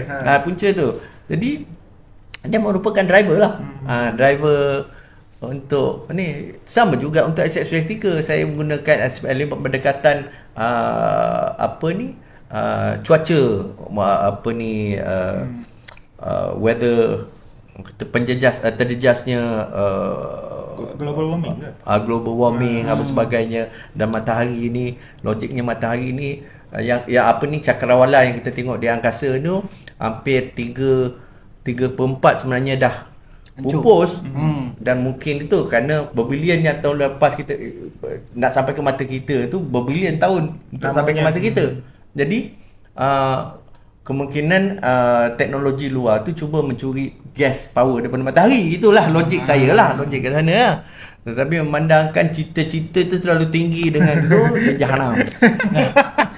Tapi saya pernah baca dulu, abang kata kalau XX-Ray 2 tu dapat sambutan, abang nak buat part 3, kisahnya akan pergi ke zaman akan datang. Betul tak bang? Itu macam dah macam ni lah, Back to the Future. Yelah, so apa yang abang bayangkan akan datang tu macam mana? Akan datang itulah, saya ni sangat-sangat meminati elemen penceritaan dan juga apa tidak kosong kat dalam, dia mesti ada something kan. Kalau zaman akan datang tu saya pergi lebih kepada soal morality masyarakat, keadaan apa semua kan zaman sekarang apa kan yang mungkin nama kau nama Islam tapi perangai kau bukan Islam. Jadi kita dalam komedi lah kita ada kan. Jadi elemen begitu kan. Tapi mungkin memakan masa yang sangat lama untuk saya memikirkan kerana apabila saya tidak ada faith atau keyakinan atau kepercayaan terhadap cerita tu saya takkan buat. Saya takkan buat kan sampai saya betul-betul saya percaya cerita ni boleh pergi. Bukan boleh pergilah, boleh pergi tu very subjektif lah kan. Maksudnya saya percaya kan. Macam saya tak duga contohnya XX-Ray mendapat sambutan, tetapi saya percaya dengan elemen tu kan. Jadi terbukti dengan kepercayaan saya tu, benda tu dari segi long term dia tu dia jadi evergreen. Ya. So bang, senario. Dengan senario 5 filem bang. 6 sebenarnya. Baru ni kan. Senario Union. Kenapa bang?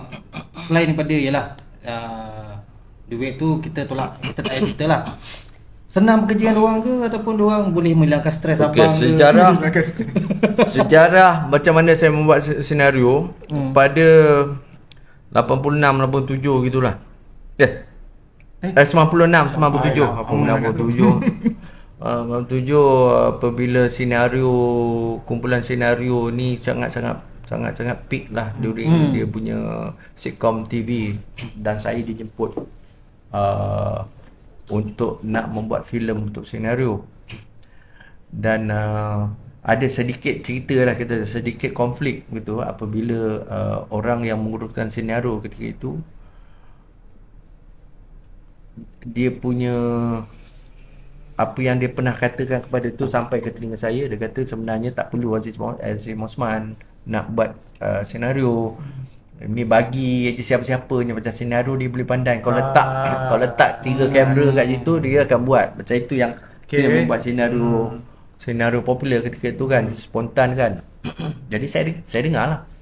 Saya dengar, okay lah, fine lah. Dia kata kenapa kau panggil aku? Tak apalah, kita offer you ambil lah. Okay, fine. Lepas tu dia tanya berapa bajet untuk filem senario. Dia kata 3 juta lah. Dah pasal 3 juta. Filem-filem yang itu yang lain tak sampai 1 juta pun. Kau kata nak guna 3 kamera. 3 kamera, 3 kali filem, semua 3 kali kan. Kau punya suka je, kau kata kau pandai 3 kamera, pakailah 3 kamera kan. Pakailah filem roll gitu. Oh ya ke? Dan dia bilang ya ke macam tu. Lepas tu saya letak lah, tak sama apa yang kau berlakon untuk sitcom dengan 3 kamera dengan filem ni, tak sama. Disiplin dia lain. Explain. Dia konflik sama dia. Bila konflik saja, saya Assalamualaikum lah. Dia belah. Saya belah. Saya masih ada kontrak lagi dengan Graham Miller waktu tu. Dia kata okey, tak apa, senario ni kita delay dulu, buatlah filem lain. On the spot tu saya tulis ke kertas. Tajuk filem tu ialah Puteri Impian. Kita membuat filem tu tanpa skrip. Tanpa skrip. Pakai online dah. Abang guide je lah. Dia guide lah kan. Konsep cerita tu. Jadi filem tu kan. Jadi filem tu kan. Dan depan Puteri Impian 2 tu barulah dia jumpa saya balik. Okey, kita proceed dengan senario. Tu senario the movie. Kemudian alhamdulillah dia evolve, dapat sambutan pergi senario. Sampailah senario 3. Dalam senario 3 yang sepatutnya saya ni jadi partner rakan kongsi. Bila rakan kongsi patutnya 50-50. Saya keluar sebanyak ni, dia keluar sebanyak ni. Tapi bila preview, producer kata, oh kita sudah mengeluarkan bajet sebanyak berganda-ganda daripada bajet yang kita plan. Saya tercengang. Saya panggil, kenapa bajet dia banyak tu? Oh, kita dah tambah kita punya bajet untuk promosi untuk gini-gini kan. Biar betul. Janji dia lain apa semua. Oh, you kalau tak percaya bolehlah datang office check. Takkan aku nak bongkar punya file kat dalam tu. Jadi maksudnya percentage saya jadi kecil lah. Oh, jadi kecil. Percentage jadi kecil lah. Saya kata, dah aku malas, tak nak buat. Tak nak buat. Siapa nak panggil? Panggil bawa arwah Mamat Khalid. Mat, kau buatlah senario. Itulah jadi Lambuana kan. Alhamdulillah, filem yang baik juga kat situ kan. Kemudian tu dia nak panggil saya balik. Saya panggil balik. Boleh lah, tapi kau bagi aku sebanyak-banyak ni. Bukan ganda daripada aku minta. Dia bagi. Dia bagi. Itulah bila dia bagi, itulah jadi senario XX. Itu buat dalam keadaan marah dengan diorang. Itu yang kalau orang yang pandai baca tu senario XX tu macam mana ada keluar logo tu, lepas tu dia langgar logo tu, pecah berderai kan. Dia ada melepas dalam filem apa? Kan. Merasa filem kan. Macam mana aku koyakkan logo tu untuk yang lagi senario tu, aku koyakkan logo dia kan. Filem terbakar tu kan. Ada makna. Melepas dalam filem ni. Ada makna kan. Jadi masuk ke yang last sekali Yamashita kan. Yang Yamashita tu memang buat dalam separuh hati lah, buat marah lah kan. Marah lagi tu masa tu. Terasa dihayati. Bukan, dia macam ni. Datuk Usop untuk lagi-lagi senario, dia telefon. Yes, tahniah, kau dah jadi millionaire macam aku. Tu Isu Aslam. Tak ada tu, saya punya share dah jadi kecil tu. Jadi mainan dia. Lepas tu dia belum datuk kata, bang kan. Jadi itulah cerita dia. Macam kalau 90-an dulu bajet filem average berapa bang? Bajet untuk filem Macam fenomena accessory. Oh, fenomena tu waktu fenomena mungkin 300 ke 400. Waktu ibu. Waktu tu lah. Masa tu sejuta pun susah nak cecah bang collection. Tapi Fenomena waktu tu dapat besar. kan? Fenomena Fenomena 1.8 kita dapat setelah 5 tahun filem tu tak collect. Filem Melayu, tempatan tak Malaysia. collect. Lebih 1 juta. Fenomena tu pun kita dapat dalam sebulan kita. Tapi kira besar waktu tu. Betul. Tahun tu tahun Pasal- bila tu? Pasal tiket 1.8 besar tau. dia ada first class, third class RM3, RM4. RM20 Ah, ya. RM20 tiket. RM20 yang Nampak? paling depan tu. Nak dapat dah sejuta kan. dah tu. Ramai lah. Ya. Tu dah. Kira dulu besar tu. 1.8. Kira hebat dah. Okey, tak ada lagi. Ada. 16 puasa. Nak buat puasa. Macam mana abang sebagai seorang pengarah yang besar kan, bekerja dengan arwah Allahyarham Muhammad Khalid, tak ada berselisih pendapat ke masa syuting ke? Okey. Prinsip saya apabila saya memakai topi pengarah, kan, saya mahukan pelakon saya memberikan kepercayaan 100% atau lebih pada saya, because saya bukan seorang, saya tak mengatakan saya seorang yang hebat, tetapi saya cuba seteliti yang boleh, kan. Jadi untuk nampak ketelitian saya tu, terutama dari segi teknikal, pencahayaan, sound apa semua, kau kena cooperate.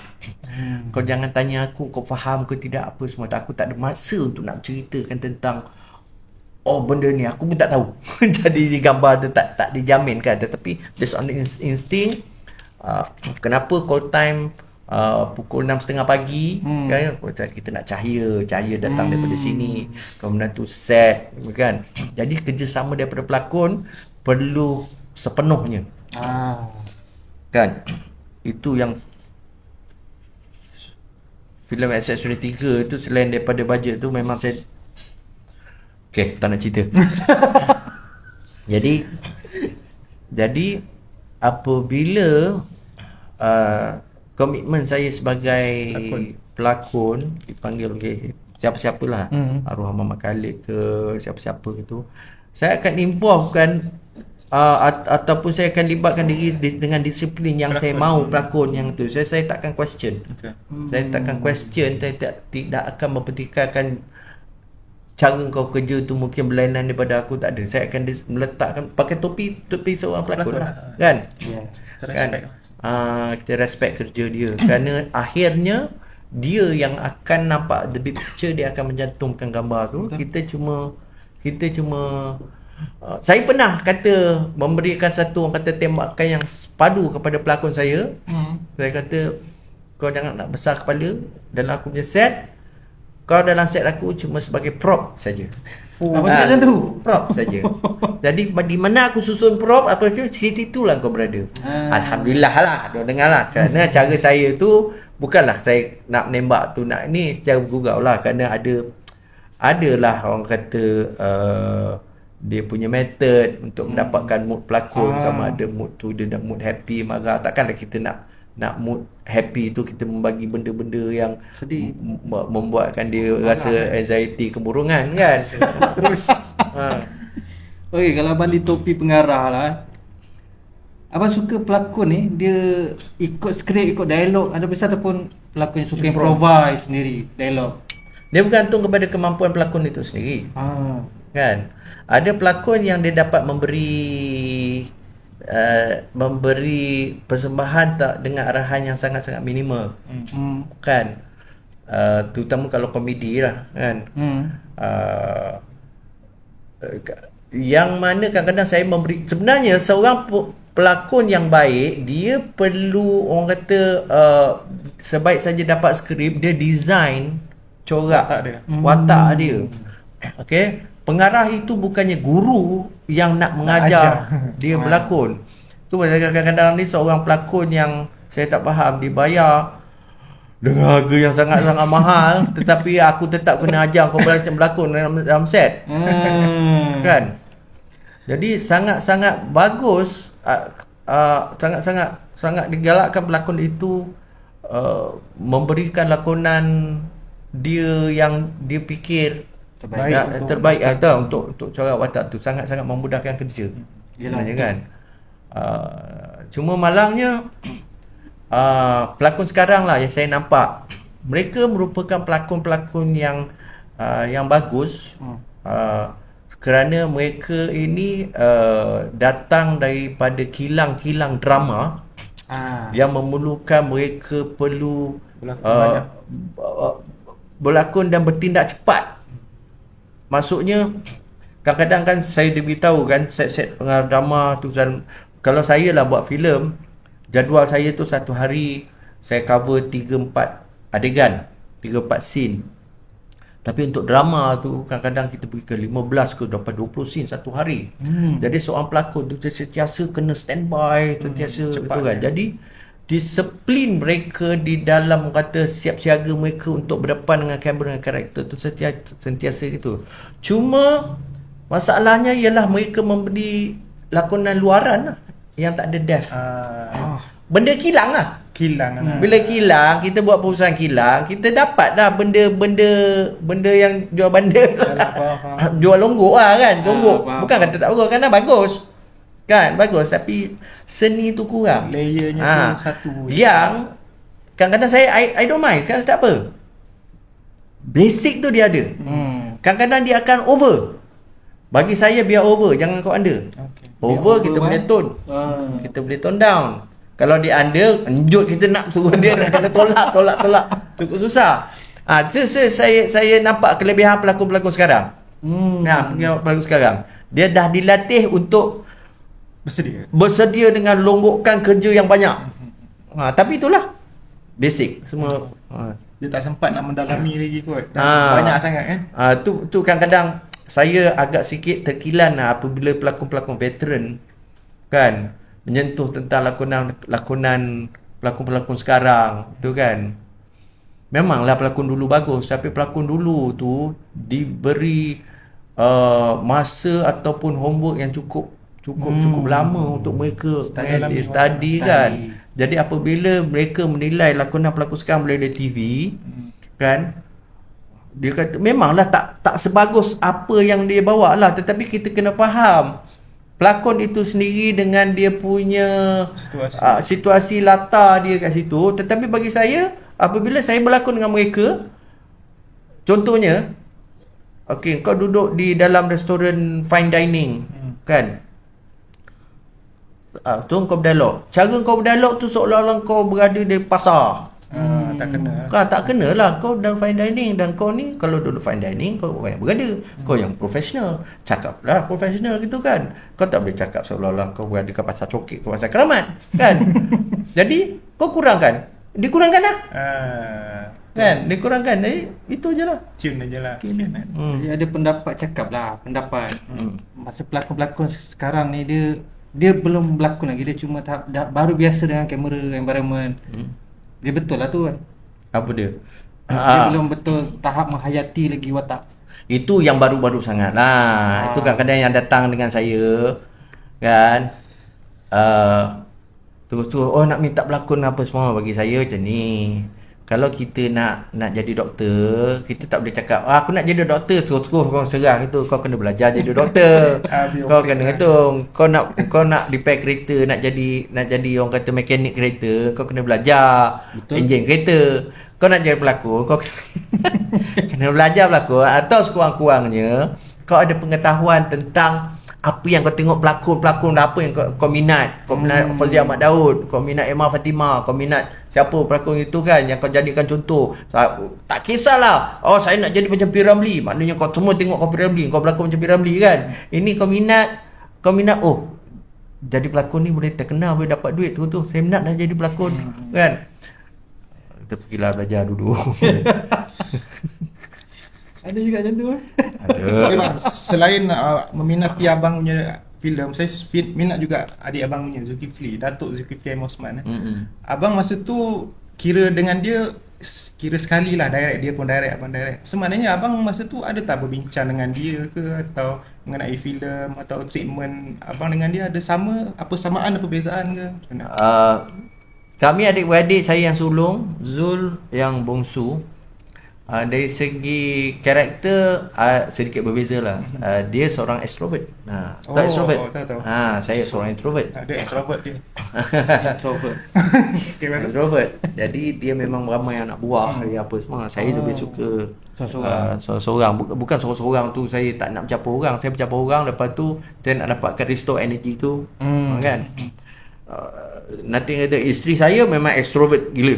Kan? Dia kalau makan seorang-seorang dia boleh menangis. saya makan seorang saya enjoy. Kan? Jadi maksudnya dari segi sikap tu pun minat tu berlainan, berbeza. Tapi persamaan kami ialah kami mempunyai satu bapa dan dua mak yang sama, kan. Jadi ketika saya mendapat peluang untuk mengarah filem tu, dia pun ada minat mengenai filem, tak apa saya masukkan sekali lah. Jadi awal-awal dia memang dia menjadi assistant director saya, kan. Cuma secara aktif sebagai pelakon antara kami, saya lah, saya sedaya mengarah, saya buat aktif pelakon lah. Jadi apabila saya link dengan Teletrade waktu dengan di zaman yang producekan fantasi dan fenomena, saya sekejapan saya berlakon luar. Jadi ada ruang kosong untuk pengarah lain untuk mengarahkan material untuk Teletrade. Jadi Zul diberi peluang untuk mengarah dan dia mampu menghasilkan itu, kan. Jadi alhamdulillah lah dia mendapat peluang daripada situ. So daripada situ dia usahakan dia jalankan sendirilah. Cuma ada bahan-bahan dia yang dia kata, "Abang tolong buat skrip untuk filem tu." Itulah filem Suci Dalam Debu, saya buat untuk dia. Sahabat bukan. Suci Dalam Debu dan Kota Kristal, Suci Dalam Debu. Ada lagi satu yang Jamal Abdillah sama Sofia James, kan. Tu saya tak ingat lah. Yang Suci Dalam Debu, Sidio Raza, Kumpulan Iklim, Julai Rais. Dia ada satu filem yang Jamal Abdillah sama Sofia James. Itu saya tulis skrip untuk dia. Tentu abang tulis skrip lah. Saya skrip untuk dia. Dua-dua box office. Filem pertama yang dia direct itu Mira Idora. Julai Rais. Sahabat kamu. Okay bang, Faizal Hussein dalam SS-Ray 1, antara benda yang saya suka pelakonan dia dalam tu, menghiburkan apa semua. Dan saya rasa dia pair dengan abang sangat ngam. Kenapa lepas tu tak ada lagi SS-Ray 2 pun tak ada dia, dan atau projek lain abang gabung dengan dia, kan? Dia macam ni, kami tetap sahabat. Sebenarnya the hype of XX-Ray ni datang kemudian sebenarnya selepas XX-Ray dah tak ada kat tu, dah habis kat wayang. Dia macam seolah-olah dia macam dah habis lah kita, kan. Itu pasal kelalaiannya producer dulu, dia tak restore negatif filem yang sampai kita tak mampu untuk nak buat restorasi untuk HD. Ialah dia tidak terfikir dari segi long term tu filem tu akan menjadi tontonan sampai zaman ni. Jadi apabila kejayaan XX-Ray, kan, lepas tu kami tetap bersahabat. Ada juga panggil untuk berlakon drama, dan kemudian the next project yang besar saya panggil dia ialah Lieutenant Adnan. Sama kan. Cuma apabila satu zaman tu filem ni mula, orang kata filem ni mula ditonton semua lah. Tu cuma ujuk balik apa sahaja Haji Osman tak bekerja balik dengan Faizal. Kan. Nombor satu, Faizal ini lebih tumpukan pada pelakon. Saya tumpu pada pengarah. Dan Faizal ini dia banyak berlakon filem dengan pengarah-pengarah lain. Timing lah. Timing dan mungkin tapi kami berjumpa. Saya berjumpa dengan dia pun saya tak terfikir macam mana filem kita boleh orang ingat sampai sekarang. Ada ke peminat penonton ingat abang dengan dia macam ada perselisihan faham, ada ke? Tak ada kan? Tak ada kot. Benda biasa lah tu, kan. So ada tak plan abang untuk science fiction lain selain SS-Ray lepas ni? Atau ada impian ke? Tak ada. Memang tak ada dah science fiction Dia dah jadi bulatan penuh, bang. Tak ada, saya tak rasa penonton, saya tak rasa pasal menuntut untuk nak menerbitkan filem yang macam tu, dia kena ada satu usaha ataupun bagi saya inilah, penontonnya tak ada. Saya cakap terus terang, penontonnya tak ada. Penontonnya tak ada. Kan? Dan saya tak reti nak membuat filem yang kosong, itu je. Kan? Seperti kita tengok ada filem-filem yang mendapat sambutan tetapi komedi, saya nothing wrong. Saya peminat filem Naked Gun, saya peminat Stephen Chow, saya peminat itu. Tapi saya tidak reti nak buat filem yang macam tu. Kan? Contohnya kalau jaga-jaga senario saya, orang kata jaga-jaga senario sangat mengecewakan. Saya kata saya bukan membuat filem yang buruk untuk jaga-jaga senario. Saya membuat kumpulan senario ni, membuatkan satu evolusi untuk kumpulan senario itu sendiri. Kerana bagi saya, setelah 15 tahun, 20 tahun kumpulan senario ni, dia kena dewasa. Dia kena dewasa, dia kena memberi satu lakonan yang itu. Dia tak boleh umur. Dia sesuai dengan umur, sesuai dengan nama. Jadi dia tidak boleh kembali kepada macam dulu. Dia kena ada prestige. Dan itu, jadi prestige ni very subjektif lah. Kan kata banyak, mungkin mereka tidak faham. Tapi setahu saya, X-Ray ketika dia tayang, saya masing-masing semua orang tak menganggap filem tu sebagai filem kau. Tak tahu. Memanglah kan, belum kan. Kan? Even Star Wars pun bagi saya zaman Star Wars tu diminati, orang tak begitu cenderung untuk nak simpan mainan Star Wars itu. Saya sendiri ada menyimpan prop screen use lightsaber Darth Vader. Kan, yang saya beli 30 tahun dulu. Ketika tu tak adalah mainan kata lightsaber dekat sini prop. Kan prop saya ada. Dan diakui oleh Roger Christian, art director. Diakui art director Academy Award, art director, kan. Jadi benda ni dia akan sampai ke satu masa. Cuba juga bapak saya Raja Pop JJ tahun 60-an. Jadi apabila hujung 60-an, awal 70-an, nama dia dah turun sebagai Pop JJ. Jadi throughout 70-an, orang dah tak highlight 60-an lagi dah. Yalah. Betul. Tak, sampailah tahun 86 naik balik. Apabila arwah M. Sharif itu mengadakan konsert 60-an kat situ, dan naik balik. Jadi dia ada musim dia. Dia ada musim dia. Kan? Kita lupalah nak bagi tahu kita shoot dekat mana. Kita disponsor tempat hari ni kan. Kesian diorang. Kita shoot hari ni dekat Book Cafe PTS yang berada di Selayang Baru. Selayang 18 dekat Bandar Baru Selayang. So banyak buku kat sini boleh tengok. So kita shoot dengan keadaan yang sangat privacy hari ni dalam kedai buku. Dengan dengan selesanya kan. Okay, bang. Kita dah macam tadi saya terdengar lah kan, curi-curi dengar kan. Mat Kilau. Bukan Mat Kilau, apa tu? Kiai Saleh. So Kiai Saleh tu boleh cerita tak? Ada plan ke apa? Kisah Kiai Saleh ni memang dah lama dalam kepala saya nak buat. Nak buat kan? Ni? Nak buat. Okey, yang pertama sekali sejarah datuk saya sendiri. Datuk saya pada tahun 42, dia merupakan ADO, Assistant District Officer di Pontian, Johor. Yang mana dia telah mati dibunuh oleh komunis. Mati dia tak berkubur kat situ.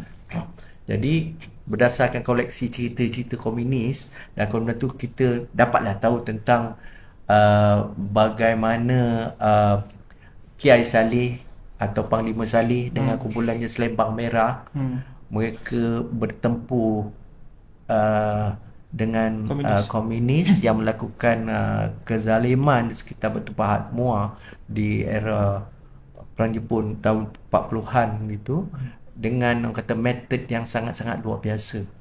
Ya kan? Parang terbang, dengan macam-macam elemen yang luar biasa, yang sangat-sangat sesuai jika difilmkan sekarang. Betul. Dengan teknologi Dengan yang teknologi yang sekarang ini kan. Jadi memang itu tersimpan kan. Satu hari saya akan buat. Terima kasih kepada Samsul Yusof yang telah hypekan dengan untuk filem Sejarah. Mat Kilau. Yes. Jadi jelas sekali filem yang berbentuk yang macam tu ada peminatnya jika disampaikan dengan elemen yang betul. Yes. Dekat Treatment sini formula kan yang treatment. Because selama ni ada orang yang cuba nak membuat filem-filem yang sebegitu tapi tidak menjadi. Tapi Samsul telah menunjukkan kalau kau buat dengan betul, penonton dia akan tak diduga lah dia pergi ke dekat 100 juta. Betul. Kan siapa Betul. kata? Tak diduga kat sini. Jadi saya nampak potensi untuk Panglima Saleh sebagai sebuah filem yang sekurang-kurangnya kita merakam. Dia ada satu peristiwa yang luar biasa. Saya tidak berminat untuk nak memilmkan filem Mat Salleh seperti apa yang saya lakukan untuk Lieutenant Adnan, di mana saya menceritakan sejarah hidup Lieutenant Adnan daripada dia muda, kecil, bersunat sampai dia terkorban di Bukit Candu. Saya nak merakamkan detik Panglima Saleh ni bertindak dengan kumpulan itu mengerjakan komunis-komunis. Ini mesti yang Action pack lah bang. Yes. Ayat action pack dan berdasarkan kisah yang sebenar. Yalah. Kisah yang sebenar, suasana yang sebenar, di mana orang-orang yang itu ada yang masih hidup dan cerita tu diturunkan dan cerita tu reliable. Kan. Jadi memang sesuai untuk menjadikan bahan filem. Selain daripada tu, jati diri tu. Betul. Kan, jati diri tu memang kenalah pada saatnya. Salut kepada Ya, bulan tak Samsung. sabar ni bang. InsyaAllah. Dijangka bila bang? Dijangka tu. Saya tak nak kelang kabut kerana filem ini saya akan menjadikan filem terbaik saya. Filem terbaik saya. Bukan semata-mata untuk nak keuntungan apa semua, kerana filem ini memang filem yang merakam detik. Saya kata bukan, dia berbeza merakam sejarah dan merakam detik tau. Kan sejarah itu kalau kita tengok sejarah tu kita, bagi saya kalau tengok sejarah jangan tengok filem. Kita tengok dokumentari, kita baca buku apa semua kan. Jadi filem tu kita merakam detik. Dia lebih detail lah. Nah, jadi kalau orang kata ada insiden komedi nampak parang terbang. Kan parang terbang. Jadi detik parang terbang tu tak semestinya kita nak buat sebenarnya. Mungkin parang terbang tu dia baling terbang dengan dia punya skill. Faham tak? Bukanlah macam batin ke apa, cuma kuasa batin ke. Kita guna political correct lah, maksudnya kan, teknik yang logik, boleh diterima akal kan. Okay. Menarik. Yang manusia mampu buat lah kan. Okay, best. Tapi dia tanya ke bang, kalau macam yang buat macam yang parang terbang tu tak lepas finas ke macam mana bang? Lembaga penapis. Okey, itu gunanya ada pengalaman bertahun-tahun. Jadi bila ada pengalaman bertahun-tahun, di mana ada pengalaman tu pahit dan baik, dan buruk, dan ada pengalaman tu ada membuatkan kita jatuh tersungkur dan kita bangun balik. Jadi kita tahu apa yang boleh dan apa yang tak boleh, dan kita play with itulah, kita bermain dengan situasi itu kan. Inilah pengalaman dia bang kan. Sebagai contohlah, dalam cerita senario lagi kan, apabila Wahid cuba memperkenalkan menu baru pada customer tau kan, dia minta kan, dia kata ada menu memperkenalkan menu baru, pasta pastry Le Plion. Sebenarnya pasta pastry Le Plion atau roti telur. Kan? Jadi kita tahu Plion tu cakap Perak apa kan? Kan? Tapi sensor board Memang kata potong, ini mencarut ni. Tahu? Saya kata, dia bukan mencarut. Kata pasal apa? Filio dalam bahasa Perancis maknanya bagus. Filio. Memang betul. Filio. Betul. Ada dekat KL, dekat Damansara ada bangunan Filio. Filio. Filio. Kan? Pastry Prata Le Filion. Kan? Bagus. Masalahnya baik kata atau roti telur. Tapi saya tak kata Filio mencarut Le Filion. Lulus. Kau kena pandai macam mana cari. Dia kena ada hujah dia. Dia kena hujah dia. Kan macam mana kau nak kona. Kita main-main dekat situ lah. Faham. Okey, kau tak takut ke lighting ni akan terpadam? Itulah tu. Kita dah lama ni. Okey bang. Macam kita dah tak lama pasal abang pun nampak kan. Kita orang pencanggih punya kamera kita orang. Faham. Dia anytime je boleh padam ni. Okey, Pasal bang. pakai power bank gitu. Apa abang nak pesan ke, nak suruh tonton apa drama abang, lakon abang ke Atau kat apa-apa TV ke, projek yang promote ke. terbaru. Apa tu fit to action.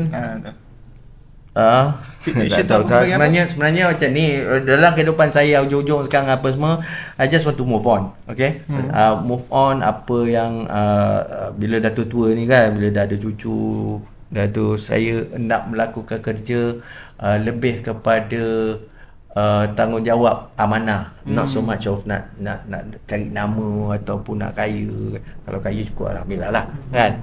Jadi itu yang saya kata, kalau saya tidak begitu terlalu gairah untuk nak mengarah filem apa tu, kata kalau nak mengarah filem pun kau tunjuk duit dulu. Dan tu dah kau tentu bahan apa yang kau nak buat. Because sekarang ini seperti yang kita tahu, bahan saya pun tak duga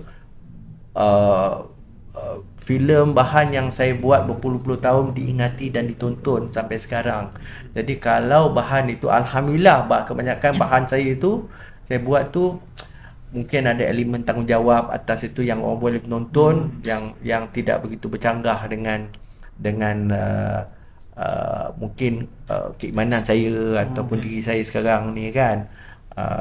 Tidak menggambarkan diri saya orang yang nakal kan sebagainya. Jadi itulah saya syukur alhamdulillah saya berhati-hati, dan akan datang tu biarlah karya saya tu lebih orang kata bila saya tak ada tu dia akan meninggalkan benda yang baik lah. Manfaat. Okey, faham. Okay. So, okay. Bang, terima kasih banyak-banyak bang. Terima kasih banyak bersama kita orang. Terima kasih. Sudi lah datang jauh-jauh ke sini. Tak ada Abang jauh sangat. memang raksasa bang. Minta maaf. Terima kasih dan minta maaf bang kalau ada salah kita Betul. berborak ni. Dan terima kasih sekali lagi pada Book Cafe PTS Tuan bos ada kat belakang kerana meminjamkan lokasi ni. Dan apa lagi? Padam. Jangan bang. Yang tengok-tengok ni jangan lupa share video ni. Subscribe rasa semaja. Kawan-kawan. Tekan subscribe bawah tu. Bagilah cerita ni melebar luas. InsyaAllah. Amin. Amin. Okey bang. Okay. Jumpa lagi. Assalamualaikum warahmatullahi wabarakatuh. Waalaikumsalam. Cut.